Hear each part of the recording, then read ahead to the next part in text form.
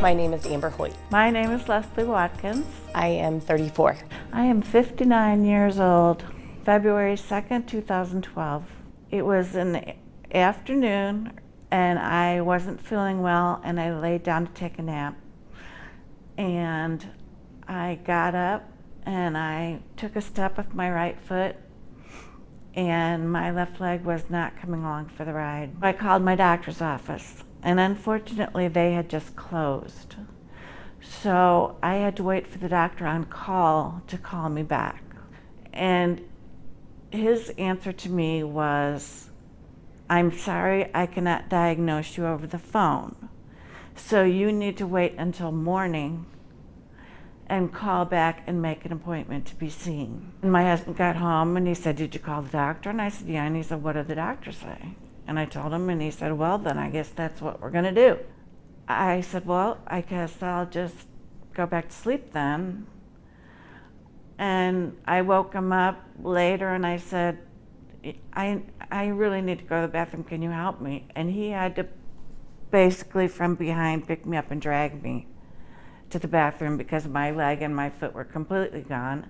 And by the time I was in the bathroom, my arm and my hand were gone as well. It was terrifying.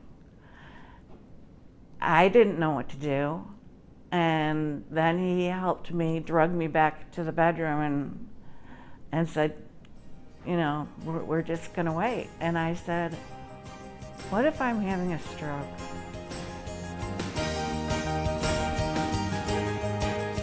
I woke up thinking, oh, it was just a bad dream.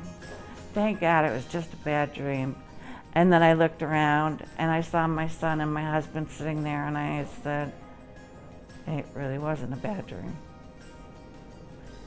And I pretty much lost it at that point. I was there for 3.5 weeks because I had to learn how to walk. I had to learn how to do this. And thank God I can do this now because a lot of people don't get that back. And I found out in a big hurry how incredibly hard so many things are to do with one hand. Button your buttons, zip your pants, tie your shoes, put your contacts in, do your hair, cut your food up. All of that was gone. And the only way to teach yourself is to retrain your brain, to reconnect with your limbs, your fingers, all of that. And the only way to do that is repetition, repetition, repetition. Second stroke was October 10th, 2014. I was going down the hall and I turned. Well, the walker turned and I kept going. And the one thing, if you ask any stroke survivor, do you fall down? Every single one I've ever asked said, yeah, I do. Oh, sure. It's just part of the package. So I had fallen down. I was kind of stuck there and I wiggled my way into the bedroom and the phone rang. And it was my husband calling to tell me bad news about one of our neighbors. And he said to me over the phone, "You don't sound right, are you okay?" And I said, "No." He said, "Do you need me to come home?" I said, "Yes." And so I sat and waited and he came home and came in and he said, "What are you doing sitting on the floor?" And I thought it came out perfectly clearly that what I just told you. I fell down, I couldn't get up, blah, blah, blah.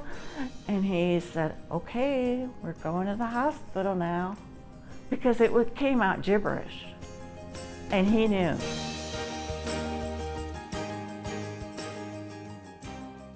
And they explained to me very carefully that because of that, you have to make a decision.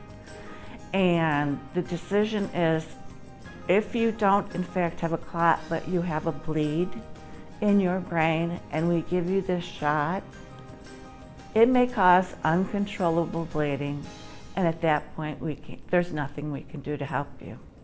And you might die. And my answer to that was, give me the shot. I've done it the other way, and I don't want to do it again. I had no residuals from the second stroke at all. Didn't get rid of the ones from the first time, but I was lucky enough to get the shot, and it's so important to everyone to know that if you think something's wrong, be your own best advocate. April 5th of 2013. 2 weeks prior is when everything began. I was having really intense headaches to the point where it stopped me in my tracks. Very painful. They thought it was a muscle spasm. They thought it was a migraine. We tried painkillers, Vicodin. Vicodin didn't work. I finally decided that I needed to do something. I went on the 4th, Thursday, to see my chiropractor. He did x-rays. It looked like I was really out of whack and that I was going to need quite a few adjustments. He adjusted me. It went fine. It was just very, very painful. It was very painful for about, I'd say maybe 20 minutes to a half an hour. But later that night, I started to feel better. On Friday, April 5th, I went for my second adjustment of what was going to be many. And I remember being in the room. I remember him adjusting one side and everything being fine, and then he adjusted the other side and everything went crazy. The room began to spin. I could barely sit down. I didn't know, what was going on, and they called 911, and I was actually brought here to Trinity. In the ambulance, the only thing, because they did all the stroke tests, the tongue, all of that, and I passed all of that. The only thing that I do remember in the ambulance is I recognized that as I was talking, it was a lot slower than what should have been. As I'm saying things, I'm like, this just isn't right. So as I got here to Trinity, they initially diagnosed it as a migraine, because there are, which I did not know this, but there are migraines that present stroke-like symptoms. In the morning, the neurologist from Trinity came in and said, your scans have shown that you've had a stroke, and actually multiple strokes.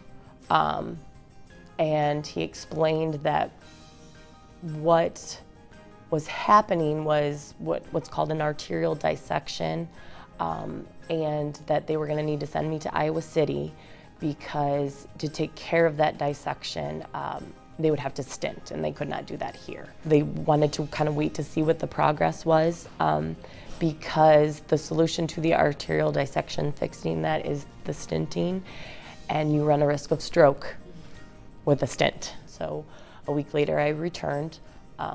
They had saw some healing, so they said, we're gonna go a month now. We want you to go home. And I mean, it wasn't bed rest, but it was, I was on a 10-pound weight restriction, which was very challenging.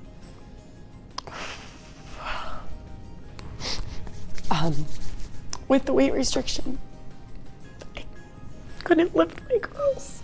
The scary part was not knowing how long that was gonna be. It was kind of indefinite. But I returned to Iowa City a month later, and it was continuing to heal. November was my 6-month checkup, and that was when I went, and it was completely healed, which they were kind of flabbergasted by. So that day was the day that my weight restriction was lifted, and the very first thing I did when we got home, my girls came in the door, and my oldest came running up to me, and I actually got to pick her up and hold her, and that was just an amazing feeling. I go red for my family. I go red for my family, who's been with me solidly since this happened. And I go red for all the other survivors. My message to all of you is trust your gut, that if you feel something's not right, you need to take care of it. Stick up for yourself. Take care of yourself. Make sure your blood pressure's under control. Make sure that your cholesterol's okay. Keep up with your doctors. And do what you need to do. Because you may be saving yourself years of pain and physical therapy and disability, and you may very well be saving your own life. My name is Amber, and I'm a survivor. My name is Leslie, and I am a survivor. Life is why. Life is why.